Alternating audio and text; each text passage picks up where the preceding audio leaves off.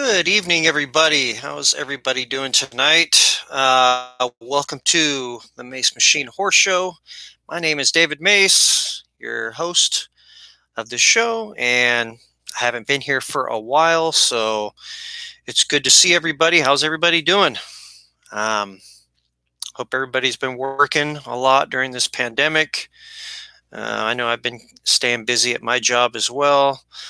Um, it's been a while since I've done my last episode, so tonight I'm going to start.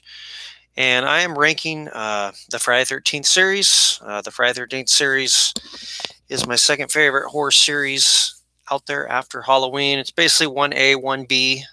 Sometimes I like one series more than the other.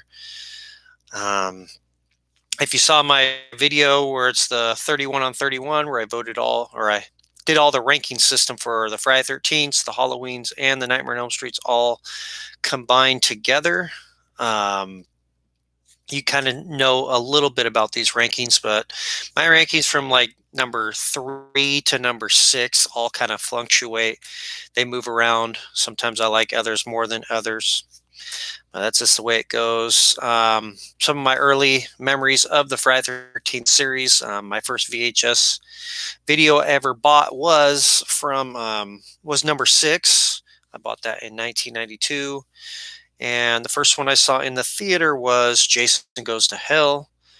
Above, you got kind of my big picture in the background of the Friday 13th that came with the Shout Factory box set. Way up above, you got the book by Peter Brackey. And then I also ordered the game board up there. I've been playing that with a few friends lately. It's a pretty fun game. I also have the old school regular Nintendo game of the Friday 13th game. And then there is my Jason Goes to Hell action figure there. So, I'm not going to waste any more time with that. I'm going to jump right into this rankings. And number 12 will probably always be the last in my rankings. I've never been a fan of this movie. I know some fans really enjoy it. I always watch it when I do my marathon, but I don't know. I just cannot stand a lot of the actors in this movie. And number 12 is going to be Jason X. Everybody who knows me knows I have a problem with this movie. It is severely over the top cheesy. And I love cheesy horror, but not in a Friday 13th movie too much. I know there's a lot of comedy in Jason Lives, but it's a lot different in that one. I don't know. There's some nostalgia in that one. The characters in this one are not very memorable. Brodsky's all right, except for this. Some of the characters like the principal or whatever when he's talking about he just wanted his machete back. That part is just really lame. I guess it's cool. They went years ahead. I mean, they tried something new, which I'll give it props for that. But this is always will be last, no matter what comes out from here on out. So in number 11, it's Freddy versus Jason. I really enjoyed it in the theater when I saw it. I love the concept. Of course, you get two horror movie icons with Freddy and Jason in this movie. As a Freddy movie, I really enjoy this movie. Robert Englund does a great job. They have it back in Springwood most of the movie. Then they go in Camp Crystal Lake late. But Jason's look, to me, it looks like something that would be like on Spirit's Halloween costume. It just looks very generic to me. I don't like his mask. Kurt Kersinger, he's all right. He plays in a small cameo in Jason Takes Manhattan. But in this movie, there's just not a whole lot to say. I mean, a couple of the characters aren't too bad. Like Mark isn't too bad. A couple of the girls are okay, but it'd be a movie where I probably ranked higher after I first saw it, but over time, it's as a Friday 13th movie, no good for me. No Kane Hodder in it as well, even though a lot of the movies with Kane in it are some of my least favorite. But he was very memorable playing that character. So I think we got cheated with not seeing Robert Englund versus Kane Hodder. So that is number 11. Number 10 in this is Friday 13th Part 8. Jason Takes Manhattan. And, it's, Rob Heder, who directed this movie, who also did Friday 13th, the series. He had so many great ideas for this entry. Unfortunately, they didn't have the budget to put everything together on what he wanted in this movie. I actually like Jason on the Boat. I think Jason on the Boat is actually some of my favorite parts of the movie. It seems like really when it gets to Manhattan, I'm not really a big fan of a lot of that. Besides, like maybe Julius's death scene where he gets his head knocked off. What's up, Sable? Um, that's a good scene. I don't like all the flashbacks where Jason has hair. Um, Rennie does all right. Julius is probably one of my favorite characters in the movie, but yeah, Mr. McCulloch, he's a real dick in the movie. Not a big fan of him, but he plays that role to a T, so he does a good job there. Um, yeah, most of it's shot in Vancouver, as everybody knows. But yeah, that's it on Manhattan. So number 9 is actually Part 7, A New Blood, which is another one. I really enjoyed it when I first saw it at a young age, but this one, it would have been ranked a lot higher in this if they didn't take out a lot of the gore in this movie. I've seen some of the kills that they showed on the extras, and I really enjoy it. Like the head crushing, where he squashes his head like a grape. You get a little bit more with Dr. Cruz, his death, Mr. Bernie, Weekend at Bernie's. I like Tina, her character. It's cool, to see Jason just take a beating in this movie, probably more than any other entry, besides maybe Freddy versus Jason. But the characters are really watered down. Uh, Sandra, I know she plays a role like in Slumber Party Massacre 2. Uh, um, yeah, it's really MPA really fucked up this entry, so that's why that one's ranked so low. Number 8 is a lot of people's worst. I have a little bit of nostalgia with this one because again, I saw this in the theater for the first time, and that's Jason Goes to Hell. I really grew up with the first 8, and I was really excited when the ninth one came out. I kind of look at this in some ways like Halloween 3, the entry, where over time I really enjoyed this. If you look at it as standalone film, where even though I know Jason's in it, but barely in it, it is a lot, kind of a ripoff of The Hidden in a lot of ways. But it's got a lot of great kills in this one. My favorite kill in the whole series actually is in this entry, and that's with the sex scene, the couple in the tent. The unrated version of this shows a lot more of the gore, and I really enjoy that in this entry where he sticks the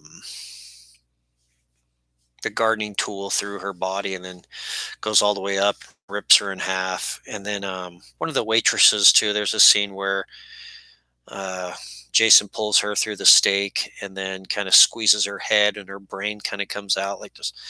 She says like "go to hell" before she dies. That's a really cool extra scene there too. It's kind of interesting how they blow him up early. I'm a big fan of the Creighton Duke character. I like Steven character by John D. LeMay too, who plays in the series. There's some decent characters. I like in the beginning where Robert, the boyfriend, has the TV show, the crime show, where actually mentions Jason's dad, Elias, and talks about a lot of the numbers of the kills throughout the series as well. I thought that was kind of interesting there. Um, Adam Marcus, I know, is really young when he made this movie. I'm a big fan of him, actually. I'm friends with him on Facebook as well. So I don't know. For what it is, it was cool. I know the end really surprised me when it showed Freddy's glove. It's kind of the tease, but it was cool to see that. The demons pulling Jason down to hell was cool. But I don't, they had the Necronomicon in there. They also had in the Voorhees house. You never saw that before.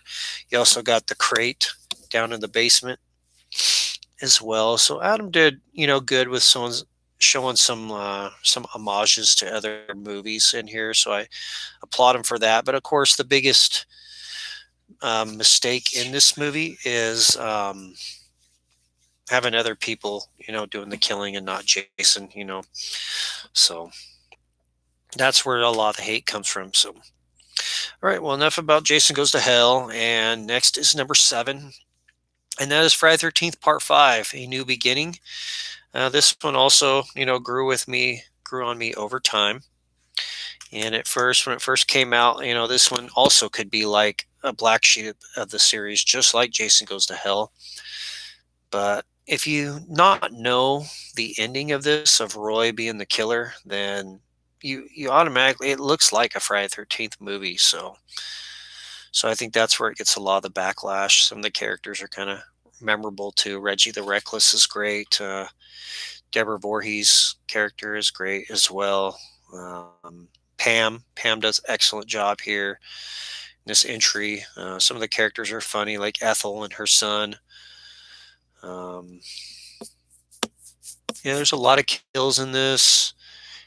Danny Steinman, who directed it, I know he did like a lot of like soft porn, I guess, or pornography in his past. But all in all, it's not a bad entry.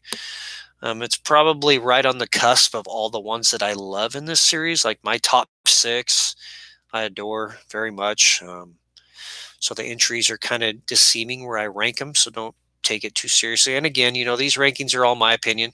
Doesn't mean my rankings are correct. These are just my personal opinions. So, um, besides that, let's go right into the top 6. And number 6 is Friday 13th Part 3, a 3D. Of course, the 3D in this entry is, I've never actually watched it with the 3D glasses. I have the 3D glasses, but I've never like really attempted it. You can kind of see a lot of the 3D stuff without it, like with the snake and the eyes being popped out. And then when Jason shoots the harpoon gun into Vera. Of course, this one's always memorable for Jason getting his original mask, which is great. There's always the gray area in this entry where Chris's scene where it's almost like as if Jason raped her or something. I don't know. That's kind of bizarre.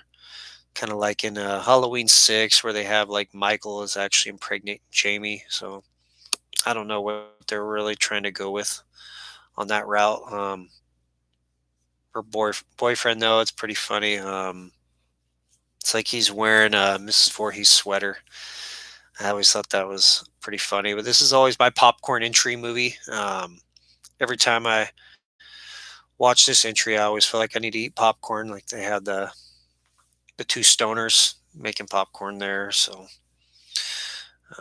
Higgins Haven, that's kind of a cool setting where they have it. I mean, I always think of the barn, 3 and 5, and then the remake, of course. I think, with the barn there. Um, would have been cool if Shelley would have got some action with Vera. I know he kind of pushed, I guess, with the director, with Steve Miner, to try to get a love scene in there. He wasn't buying it. But I don't know. Shelley wasn't too obnoxious to me. I think he made it more interesting. It seems like they have that kind of character in most of the entries. Like the first one, you got Nettie. Second one, you got Ted. Third one, you got Shelley. Fourth one, you got Teddy Bear. Again, from the fourth one, and maybe even Crispin Glover's character. Court in number 6. 5 would maybe be Joey, maybe with the chocolate bar. I don't know. Or even the guy is trying to get laid who stutters. Yeah, most of the entries kind of has that jokester in it, the prankster type guy. But yeah, that's my 6th one. Number 5, just kind of sometimes this one is number 3, sometimes this one's number 6. It just kind of fluctuates all the way over. And this is the original Friday 13th. I love this entry. I love the whodunit thing.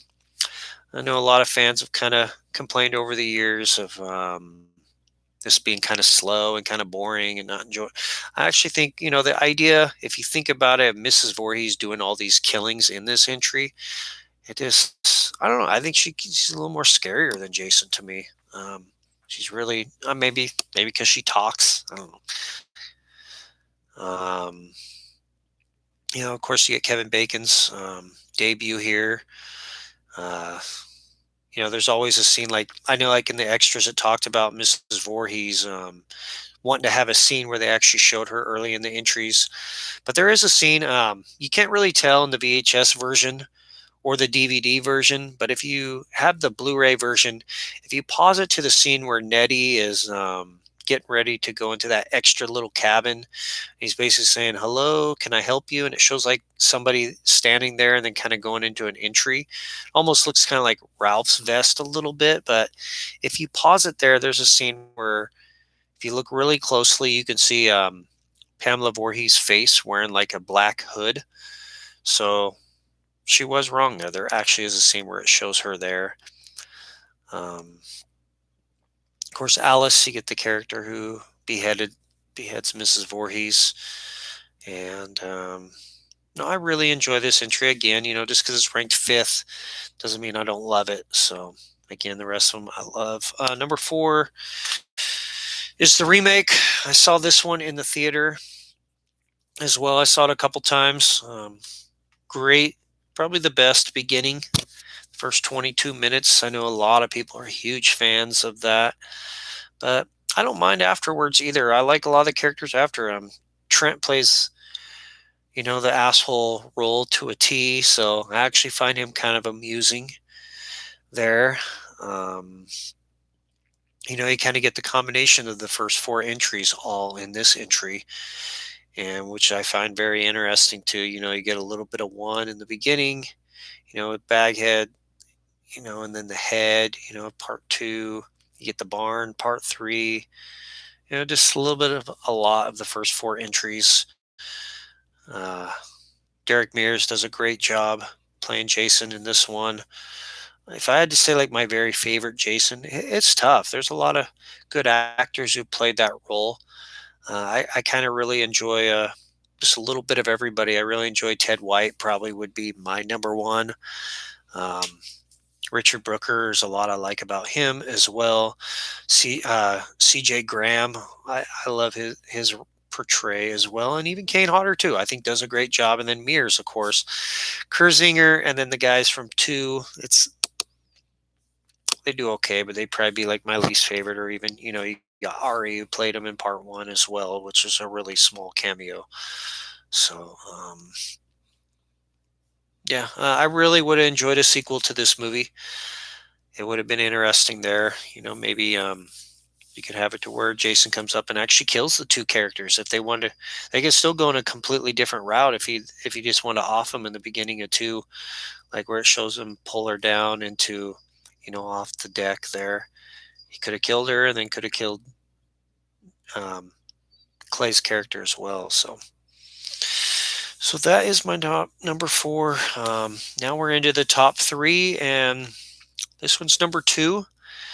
Two, I would say, used to kind of be lower than a couple of the others in the past. It's kind of grown on me more over time. Baghead Jason is cool. It's kind of a lot like a throwback to the town that dreaded sundown. But he's really clumsy in this portrayal of the Jason character. Tripping on or breaking chairs when he's standing on it. Pitchforks breaking. But this one does have my favorite final girl. Ginny is fantastic in this movie. I love how she's always thinking about every role. I mean, the idea just on the fly to think about putting on Mrs. Voorhees' sweater is incredible. Like when you're in fear for your life, to just think of that all at that time. I always was curious what happened with Paul's character at the end. Really my take on it, my personal opinion is after they leave Jason's shack when she stabs him in the shoulder with the machete. I think everything from that point on is a dream sequence. Kind of like, when Jason pops out of the water in the first one, and, where Jason's mother pops out of the lake in the third one. those are all kind of, none of those are really going on there. So I would think Paul survives. I know it shows like the next morning where she's like in the gurney, or not in the gurney, but yeah, in the ambulance going away. She's not sure where Paul is. Paul's probably in another one. Who knows? I mean, I guess in the book it says he died, but it's kind of weird how he pops up at the end then. So, I wish they would have extended a couple of the kills there where, the shish kebab kill of the couple, kind of a homage to Bay of Blood from 1970 from Mario Bava. Uh, I feel bad for Mark. The wheelchair kill. I feel bad, but I also laugh when I see that scene because it's so crazy to think about that, of how he goes all the way down the stairs without falling. That's kind of bizarre there as well. Um, yeah. So part two is my number three. Um, Number two used to be my number one always, and then just till recently in the last year, it went down to number one. It was my first VHS, and that's number six. Jason Lives. And maybe some of the gripe is because there is a lot of comedy in it. So maybe like you ask me why. Okay, so why do you like Jason Lives but you hate Jason X? It's just so different. I'm not a big fan of movies in space, like of horror characters. The only character to me I enjoy in space is the xenomorph from Alien. Any other movie of somebody going to space is just ridiculous. Of if you put like Freddy there, if you put Jason, Michael, Chucky, I mean Leprechaun, it was horrible too. Um, yeah, any of the icons. You put Leatherface in space, is like, give me a break. That would be a joke too. So, um, yeah, there's a lot of great homages with Jason Lives. It's a lot of Todd McLaughlin tried to make it a lot like Frankenstein. I'm still curious though why Tommy would go dig up the body. I guess maybe he was so obsessed with wanting to know that it is over to where he wanted to know, I guess, 100% sure. But if he didn't, then there might not ever been another sequel unless somebody else decided to dig him up. So, Court's character is funny in this one. Not a lot of great characters. I do enjoy Tommy. I do enjoy Megan. Sheriff Garris plays a dick, but he kind of makes it up at the end, when he's there, sacrifices himself for his daughter at the end. His kill is always one of the coolest kills. The mobile home trailer kill was always great as well. Great stunt work there. Um, there was always talk to of bringing up Elias Voorhees in that at the end, like the caretaker, basically being paid from Elias to take care of Jason and Pamela's graves. I guess I'm kind of okay with the way they went that route. I don't know. Yeah, but I love this entry. Great entry. And of course, number one, if you've been keeping score at home, is the final chapter. Arguably probably, one of my favorite slashers of all time, right up there with The Burning. Um, Best cast of characters. I think they developed their characters some of the best in this entry. Uh, I like the beginning, like before the movie starts, where it shows kind of like the campfire scene with Paul, and it shows the highlights of the first three. I was a big fan of that. They kind of do that also in the beginning of seven. They show mainly a lot of stuff from six there. I always think that's cool there. Great kills in this one. The banana kill always made me laugh in this one as well. Corey Feldman, did a good job. Was a really good child actor as well. Has my favorite, my most attractive female in the whole series, Samantha. I love her character, Julie Ironson. Um, Paul's an idiot leaving her and trying to mess things up with the twins. I know Teddy was upset about that. I mean, he should have tried to go hook up with Sam. I'm sure she might have went along with some revenge there. But I know Ted White really went to bat with her. I guess she had hypothermia in that scene where she was nude into the raft there. I can go on and on about this series. I mean, I don't want to say a lot in here because so many people have done rankings for this series. So I've kind of rambled on in a lot of my other um, videos in the past.